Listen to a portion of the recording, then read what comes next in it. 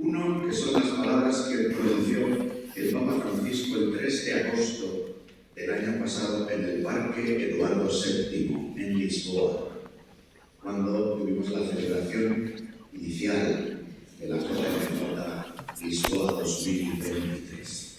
Ustedes no están aquí por casualidad.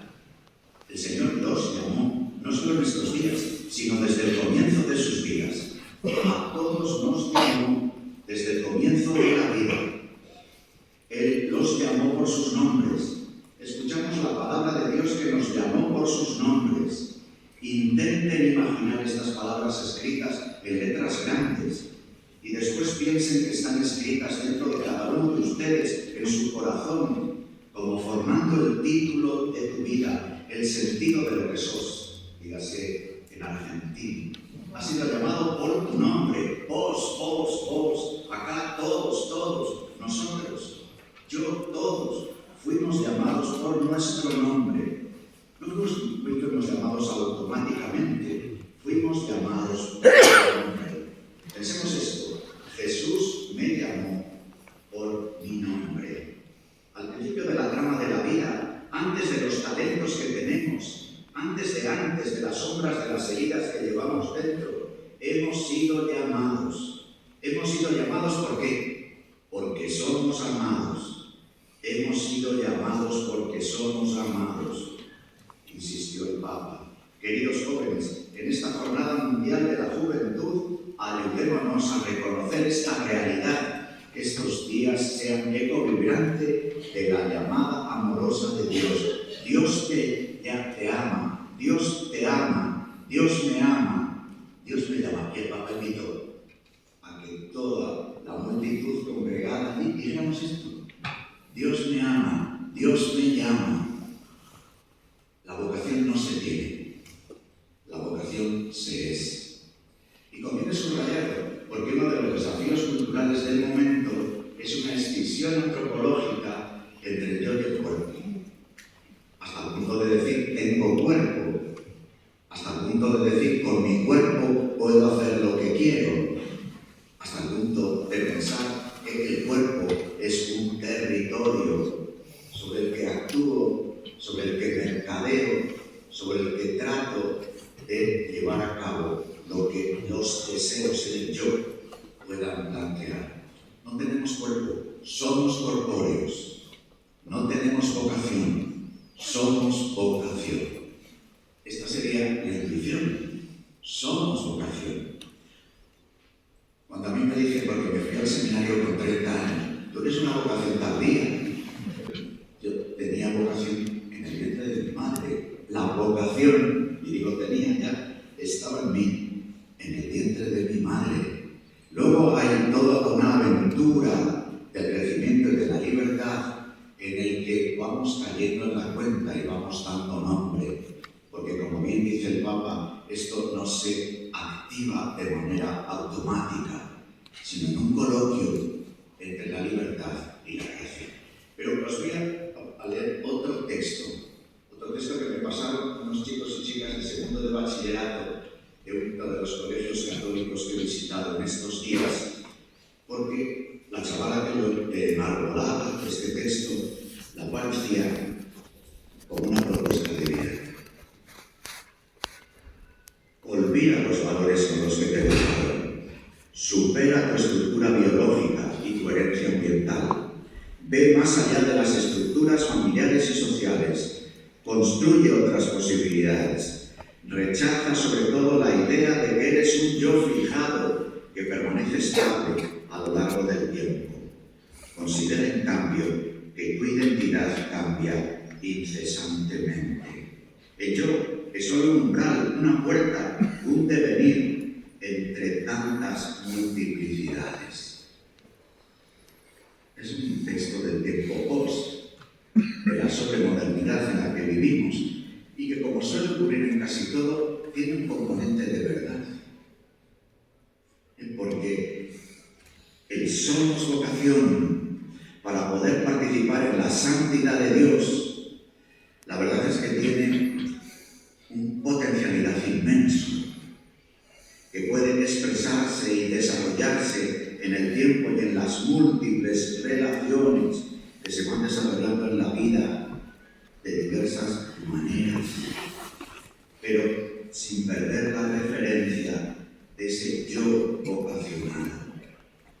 Cuando la propuesta antropológica dominante, después de haber vivido una reducción de persona a individuo, hay una recuperación de la persona, pero de modo de la tragedia griega.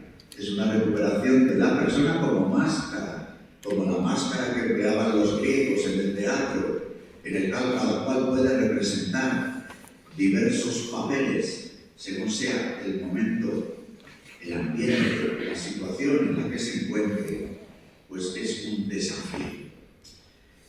Soy vocación, somos vocación. Esta es una intuición de fondo, que vive un desafío grande, que ya hace un poco más de 25 años San Juan Pablo II relataba en el documento In Verbo Tuo. No es obviamente del Papa, pero el Papa había tenido una intervención animando a la cultura vocacional y después de un congreso europeo sobre las vocaciones se escribe hace 25 años el documento Nuevas vocaciones para una nueva Europa. Y ahí se dibuja el hombre sin vocación como una de las características de la época en la que nos toca vivir. El planteamiento de la vida como vocación es un desafío eclesial y es un desafío social. Y a eso quiero referirme ahora de manera no muy extensa para después terminar haciéndose esta propuesta de trabajo. Nosotros vivimos en un extraordinario cambio de época, no es noticia esto que os cuento, que fundamentalmente tiene sus puntos focales en lo que se refiere a la experiencia de vida cristiana en tres aspectos de nuestra vida. Cómo nos planteamos la relación entre libertad y gracia, cómo nos planteamos la relación entre formar parte de la Iglesia y formar parte de la sociedad, ser un pueblo entre los pueblos, y cómo nos planteamos vivir la historia y meter nuestras manos en la historia para anunciar y ayudar a terminar el reino de Dios y el sabernos ciudadanos del cielo y peregrinos hacia la vida eterna. En estas tres, digamos, dimensiones constitutivas de todo bautizado, vivimos un desafío grande. El primero, solo le nombro, la relación entre libertad y gracia vive el desafío del final del tiempo moderno que ha entronizado la libertad. Por tanto, la libertad, que luego se hace autonomía, autodeterminación, la libertad que se hace derecho a tener derechos, la libertad que transforma el deseo también en una reclamación de derechos, es, no cabe duda, la evangelización de la libertad y un coloquio nuevo entre libertad y gracia desde la experiencia de la conversión es un desafío. A esta experiencia de la conversión decimos hay que llamar en un primer anuncio. Esta experiencia de la conversión, que sea una primera respuesta a una llamada, pide luego un crecimiento en la iniciación cristiana y desemboca en la forma vocacional que aquel que ha descubierto que su vida es vocación tiene que vivir. Vivimos una especial relación entre Iglesia y sociedad. En nuestra sociedad española llevamos unas décadas en las que ha quebrado la singular relación que se vivía entre Iglesia y sociedad española. Ha quebrado, pero no del todo. Vivimos diversas expresiones de la relación Iglesia y sociedad, pero estamos llamados a aprender a ser un pueblo entre los pueblos y a descubrir la Iglesia como eclesía, como asamblea de llamados, que cada domingo se reúne, es convocada, es congregada en el misterio pascual de Cristo y es enviada. Id haced, id a anunciar el Evangelio, a servir a los pobres, a anunciar el reino, y hacedlo con el amor que la Eucaristía se refiere. Es el amor de la entrega de la vida, es el amor sacerdotal, con el que hay que vivir las diversas expresiones de la misión de la Iglesia. Y qué decir de la relación entre historia y vida eterna, con una crisis del progreso y de la idea misma de progreso. Todo este contexto se vive con un desafío grande desde el punto de vista de la cultura. De alguna forma, como ya decía el filósofo Gustavo Bueno, la cultura ha sustituido en nuestras sociedades de raíces cristianas al papel de la gracia. Y lo que se vive hoy es una relación entre cultura y naturaleza. Pero es de aquí que en los últimos 30 años el desafío no es que solo la cultura haya o quiera sustituir a la gracia, sino que también quiere sustituir a la naturaleza. De alguna forma, las expresiones culturales en las diversas dimensiones de la existencia suponen un querer conformar la naturaleza conforme a los presupuestos de la cultura. Es todo el asunto de las ideologías que nos afectan en tantos ámbitos de la vida, también la eclesial. Es el asunto de, en esa reducción cultural, no solo de la gracia, sino incluso de la propia naturaleza, de lo que significan incluso nuestras propuestas educativas, en nuestras propuestas catequéticas, lo que significa, por ejemplo, la educación en valores.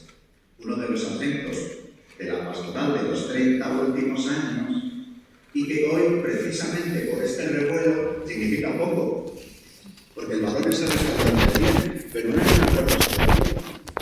Y por la relación en valores vale igual para un roto que para un descosido. Otro de nuestros acentos pastorales que surge de estas tensiones que os digo es que, entronizada la libertad, muchas veces nosotros mismos, en el camino de las propuestas de pastoral vocacional o de propuestas básicas de iniciación en la fe, decimos, hay que optar por Jesús. Tengo que tomar la decisión por Jesús. Tengo que decidir esto o aquello. ¿Por qué os digo esto? Porque el corazón de nuestra propuesta y la reflexión que hacemos en el documento base, en el camino hacia el Congreso, lo que nos planteamos es un salto de la pastoral de valores y la pastoral de la opción a una pastoral de la obediencia y una pastoral de la santidad. El desafío de la libertad en esta hora de la historia, hermanos, pasa por redescubrir la obediencia. Es una perplejidad, es algo escandaloso, es algo contracultural. Pero cuando la libertad ha quedado colgada de sí misma, cuando se ha desvinculado de la verdad y del bien, que son sus puntos de referencia, libre, porque el Señor que me ha regalado la vida, el don de la vida y todas las características de lo humano, quiere que acoja ese don libremente, que responda a la llamada libremente. Y el bien, el amor que nos convoca, el amor que nos atrae, el amor que nos llama, pide ser respondido, no modo mecánico, no siguiendo las reglas ciegas de un instinto, no viviendo según los códigos genéticos de la biología, sino respondiendo humanamente, libremente. Entonces, para recuperar la libertad, para redescubrir la libertad, para situar la libertad y que sea posible responder a la llamada del Señor, es preciso ayudar a la libertad, enseñándola la asignatura de la obediencia a la verdad, la obediencia al bien. Esto, claro, tiene también traducciones pedagógicas, educativas. Sale al paso de tanto paidocentrismo en la educación de los niños, de tanto caprichismo a la hora de lo que pueden ser niños y niñas, chavales y chavalas en muchos casos hijos únicos. Ahí está, porque lo que sí vemos de la situación que vivimos, del desafío cultural tan grande que tenemos, es que aparece eso que hoy tanto la psicología como la sociología llaman heridas. La herida personal del lugar de la libertad, la herida social de la dificultad para establecer alianzas, para tener amigos para toda la vida, para vivir la alianza matrimonial, seguramente una de las vocaciones más importantes a promover en esta hora de la sociedad y de la Iglesia.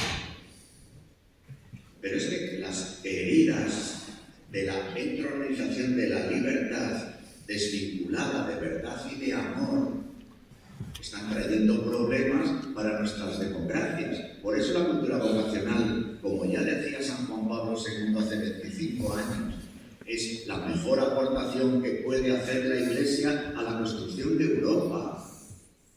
Porque, amigos, nuestra democracia, entre el relativismo ético, la pérdida de sus raíces, las que surge la propia democracia, y el triunfo del positivismo jurídico, tienen fuertes riesgos de fundamentalismo democrático.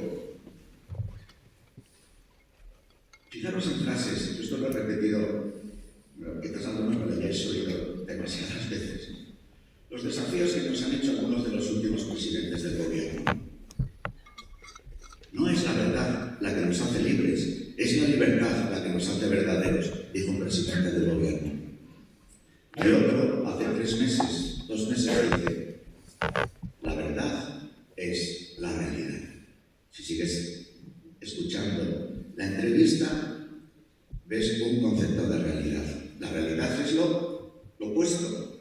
La realidad como factum, no como datum. Porque que la verdad es la realidad nos enlaza con la metafísica.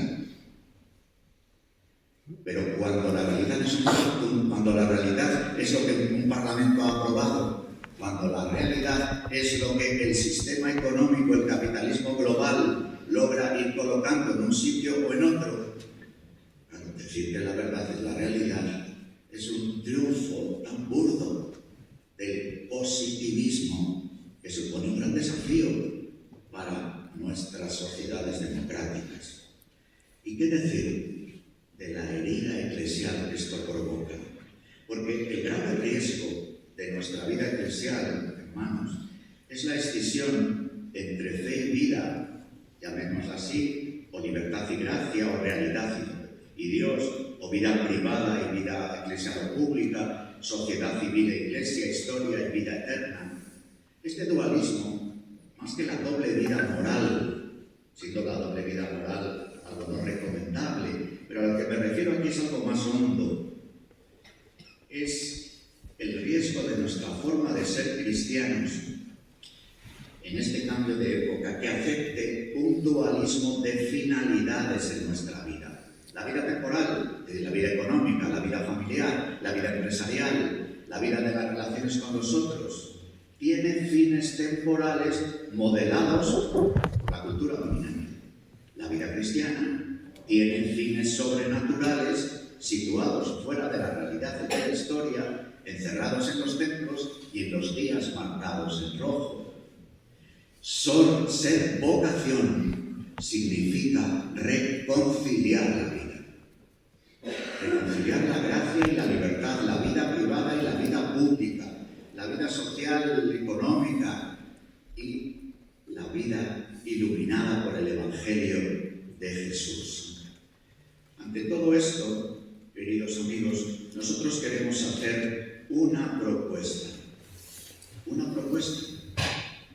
de cultura vocacional, una propuesta que atraviesa la acción de la Iglesia, la conversión para acoger la gracia que nos restaura como discípulos misioneros, la comunión para ser una Iglesia quizás más pequeña, pero significativa como pueblo entre los pueblos, el testimonio confesante en un momento de irrelevancia de muchas de nuestras instituciones confesionales. Queremos hacer una propuesta como Iglesia en España, una propuesta fuerte de comunión, en una iglesia que toda ella es asamblea de llamados, cultivar la vida como vocación, para que surja así esta llamada cultura vocacional. Esta propuesta lleva consigo dar la vuelta a la antropología dominante, autorreferencial. Pienso, luego existo. Lo expresamos con esta fórmula clásica, cogito de Descartes, pero nos podría valer la forma de fundamentar la moral de Kant. Y desde luego nos valdría muchísimo más, porque seguramente sea el principal crítico de la modernidad, la voluntad de poder de Federico Nietzsche y el situar como propuesta de vida el caminar por encima del bien y del mal.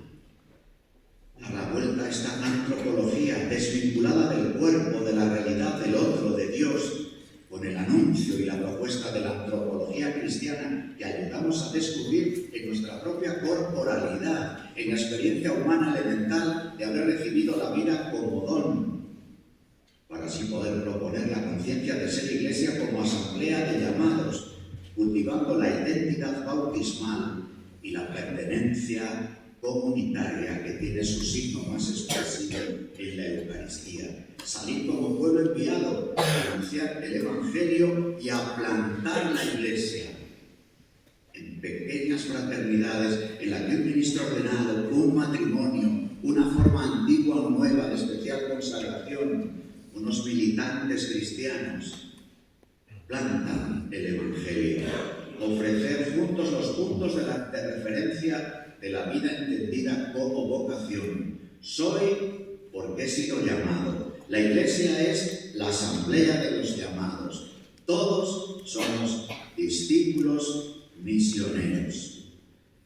En un ambiente cultural que declara casi imposibles las decisiones que se toman para toda la vida, este ambiente de la llamada cultura antivocacional, en realidad, ¿cuál es su fruto? Su fruto, amigos, es la falta de adultos. ¿Cuál es uno de los problemas más gordos de nuestra sociedad? Es la falta de adultos. Es un elogio desmedido de la condición joven, querida delegada de Pastoral de Jóvenes. A los jóvenes hay que ayudarles a que sean adultos cuanto antes. Y la adultez tiene que ver con tomar decisiones para toda la vida. ¿Por qué hay tan pocos hijos? En España el número de hijos por mujer, 1,3. Contando a las inmigrantes, porque si miramos en el Zoom solo a las españolas es un 0,8. ¿Por qué en este momento hay españoles mayores de 16 años, 14 millones de españoles mayores de 16 años que no se han casado ni piensan hacerlo? ¿Por qué? No es solamente es que no haya monogamia, no es que no aceptemos la poligamia de los africanos, es que la corriente cultural dominante en lo que se refiere a las alianzas es la agamia, la falta de vínculo. La propuesta de vida adulta, para la cual tenemos que cultivar algunas afirmaciones y hacer las propuestas educativas. Soy llamado, amado, por eso existo, dándole vuelta al cogito cartesiano. Aquello hacia lo que caminamos como proyecto ya está en germen en nosotros como don, desde el vientre de nuestra madre. Una gramática elemental de la vida como don recibido que tiende por propia naturaleza a convertirse en un bien que se dona. Esta es una clave, este es un código fuente. Esta es la contraseña para entrar en el secreto del corazón. Ninguno de nosotros hemos ido a la tienda a comprar la vida, no hemos hecho una oposición para nacer. La vida es un regalo, es el regalo. La vida es don, es el don. Y por tanto la plenitud de la vida consiste en que la vida se done, se entregue. Somos personas, no individuos de una especie. Por tanto, la relacionalidad nos es constitutiva y el otro es don y llamada permanente a ser don. El cuerpo sexuado, menudo desafío, con los desafíos de las ideologías de género. Menudo desafío. Hablar de que el cuerpo es cuerpo sexuado, de que el cuerpo es responsable, de que somos corpóreos y que a través del cuerpo y de su responsabilidad se manifiesta hasta qué punto estamos llamados a la entrega fecunda, a la reciprocidad amorosa, a la salida de sí y al mismo tiempo a la acogida íntima del otro. La apertura a la verdad, la bondad, la belleza y la unidad, los viejos trascendentales, encienden el deseo de conocimiento, de afecto y de lucha, desde el asombro y el atractivo que provoca en nosotros la realidad y el misterio que trasluce. La cultura vocacional hace que perciba como un deber lo que se ha descubierto como un don. Esto es muy importante. En la Iglesia deberíamos ser unos tíos que promoviéramos las asociaciones de deberes humanos. Porque para promover gente que promueva asociaciones de derechos humanos ya hay muchos. Porque el asunto es, claro, es fácil decir, salir a la calle en la campaña de Manos Unidas y decir todo el mundo tiene derecho a comer. Claro que hay que decirlo, hay que gritarlo con fuerza. Pero, ¿quién tiene el deber de dar a comer? Porque reclamar los derechos es fácil.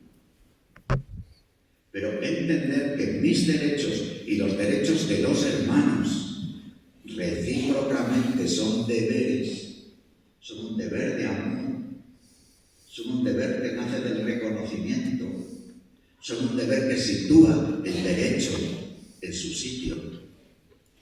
Pues es bien importante. ¿Cómo no me va a parecer interesante que uno vaya a la mayoría de los colegios católicos que yo visito y además de los objetivos del desarrollo sostenible? Eso es algo normalísimo de encontrarse en nuestros colegios. Aparezca en muchos de ellos un gran cartel de UNICEF en el que se dice: esta escuela es una escuela que defiende los derechos de los niños. Está bien. Pero el asunto es, esta escuela también debe de promover que los niños sientan el deber de ayudar a otros niños. Porque si a través de UNICEF, por ejemplo, o de Manos Unidas, descubrimos que hay niños que no comen, descubrimos que hay niños que no tienen escuela, eso es una llamada. Eso se transforma en un deber. Sí. En fin, amigos, por este tipo de reflexiones queremos terminar. Para esto, la Conferencia Episcopal Española, en el tramo final, ha convocado este encuentro eclesial a poco más de un año vista, para el cual, ¿qué ofrecemos? Ofrecemos una reflexión en la línea de lo que yo estoy haciendo, pero más desarrollada, que está en este folleto que se cuelga en la red pronto, ¿no, Luisma? Que se llama así: del pienso luego existo, al soy llamado por eso vivo. Por una frase del Papa Francisco. A todos nos llamó desde el comienzo de la vida. Él los llamó por sus nombres. Ponemos luego como subtítulo: de la pastoral de la opción y los valores a la pastoral de la obediencia y la santidad, en un camino hacia el Congreso sobre la Iglesia como asamblea de llamados para la misión. Ofrecemos este documento de reflexión y luego 4 documentos de trabajo. Una ficha de ambientación, sin más, en el que de alguna forma se resume lo dicho en este documento, y luego 3 fichas, siguiendo la pauta que el Papa Francisco nos ofreció ya con motivo del documento sobre los jóvenes Christus Vivi, después del sínodo sobre los jóvenes. Una primera ficha del reconocer, que esta ficha no es más que este folio. Otra segunda ficha, interpretar, no es más que este folio. Y una tercera ficha, elegir, no es más que este folio. Con un deseo de que en cada una de nuestras diócesis, religiosos, laicos, matrimonios, presbíteros, misioneros y la gente que quiera acompañarnos en una serie de círculos concéntricos, reflexionemos, oremos, compartamos sobre esto. Al mismo tiempo, claro, nos tengamos que sugerir instrumentos. Hay algunos que son, digamos, elementales. Es difícil hablar de la llamada y de la llamada a discípulos misioneros si no te pones en contacto con Jesucristo.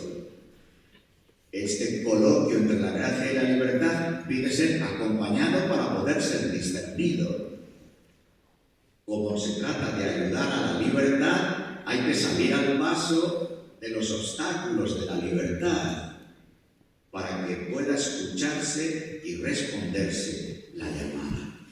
Queremos llegar así al 7-9 de febrero del año que viene y tener una gran fiesta, alegrarnos de reconocernos vocacionados, llamados, y al mismo tiempo impulsar desde este gran encuentro eclesial el que en cada una de nuestras diócesis lo que ensayemos en estas semanas, en estos meses, sea un impulso a un trabajo común. Fijaros, yo creo que en este momento de la Iglesia hay dos asuntos, si me permitís tres, que son singularmente importantes como para concentrarnos en lo esencial. Uno tendría que ver con el anuncio del Evangelio y el hacer nuevos cristianos.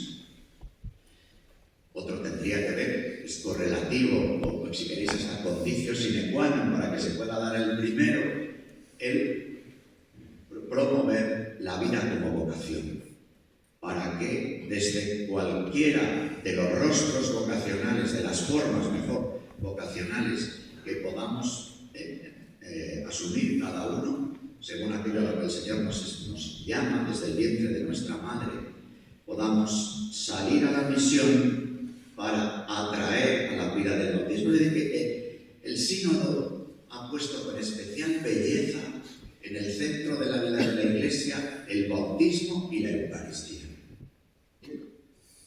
La Eucaristía es el misterio pascual. Por el bautismo nos incorporamos al misterio pascual. Es verdad que sin ser bautizados no podemos participar de la Eucaristía, pero los que celebramos la Eucaristía somos enviados a salir a los caminos para convocar a hermanos a que vengan a la pila del bautismo. También a convocar a hermanos a que el amor que se ofrece en la Eucaristía germine en los diversos signos o rasgos del reino, en los caminos de la historia. Por tanto, amigos, este es un desafío, os decía, que es eclesial, desde luego, porque precisamos crecer en discípulos misioneros, porque es urgente, prioritario, que haya matrimonios cristianos, que haya ministros ordenados, que haya formas antiguas o renovadas de especial consagración, que haya militantes cristianos en la lucha por la justicia. La propuesta de la vida como vocación supera los voluntariados.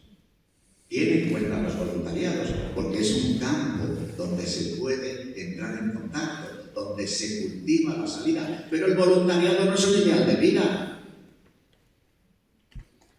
A veces, hermanos, algunas de nuestras propuestas con la mejor intención terminan siendo antivocacionales, porque justifican la doble vida.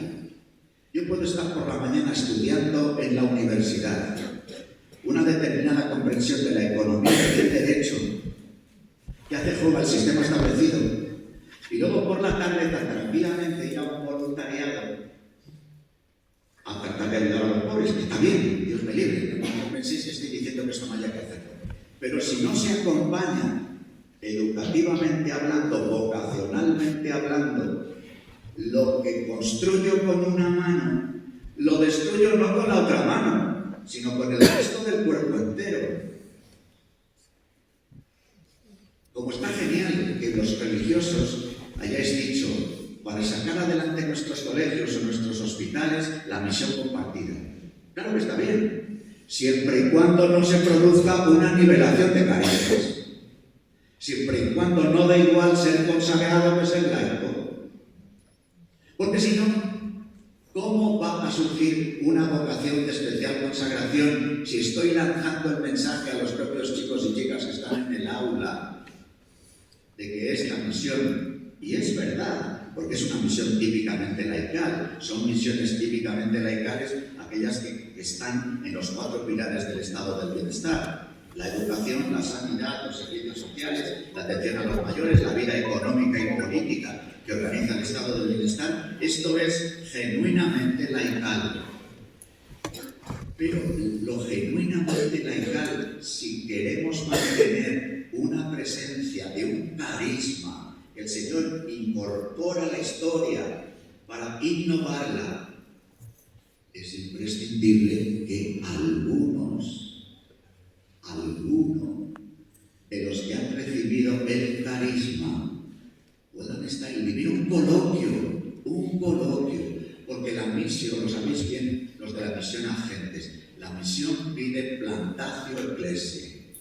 Y la plantatio ecclesia es ofrecer un dibujín de la iglesia, un corro en el que estén las diversas formas vocacionales de la iglesia. Y este es una colaboración al mundo de hoy, que precisa adultos, que precisa una regeneración de nuestra vida democrática, que precisa personas que no reclamen derechos solo, sino que estén dispuestos a arrimar el hombro, que precisan superar la dialéctica de los contrarios, que tanto marca la polarización política que estamos viviendo en estos meses, semanas, años en España.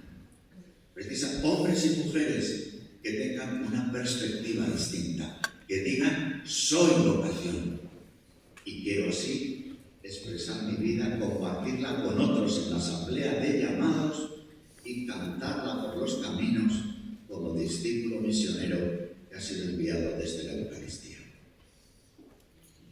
Me paro aquí.